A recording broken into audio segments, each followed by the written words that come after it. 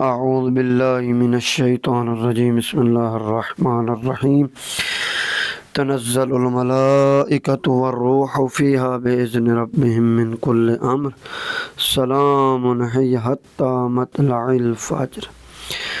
تو میرے سامعین محترم، ہم نے ان آیات کا ترجمہ کیا تھا اور ایک تفسیر آیات میں سے ایک حصے کو بیان کیا، ایک پوائنٹ کو بیان کیا۔ آج ہم دوسرے پوائنٹ کو بیان کر رہے ہیں کہ یہ ہے روح و روح کے بارے میں، جو بعض مراد لیتے ہیں کہ جبرائیل علیہ السلام ہیں، تو اسی طرح امام جعفر صادق علیہ السلام سے اس الروح کے بارے میں سوال کیا گیا، یعنی پوچھا گیا کہ کیا جبرائیل ہیں؟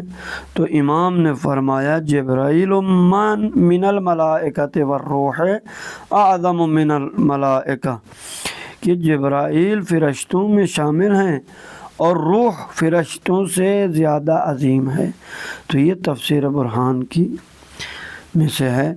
تو لہذا روح کے جدا ذکر سے معلوم ہوتا ہے کہ یہ ایک جدا مستقل وجود ہے اور تنظیم مقدار میں اللہ تعالیٰ کے اہم کارندوں میں سے ہے۔ احادیث کے مطابق روح کی اہمیت ملائکہ سے زیادہ ہے۔ قرآن مجید میں فرشتوں کے ساتھ والروح کا ذکر دو اور مقامات پر آیا ہے۔ تعرج الملائکۃ والروح الیہ فی یوم کان مقدارہ 50,000 سنہ۔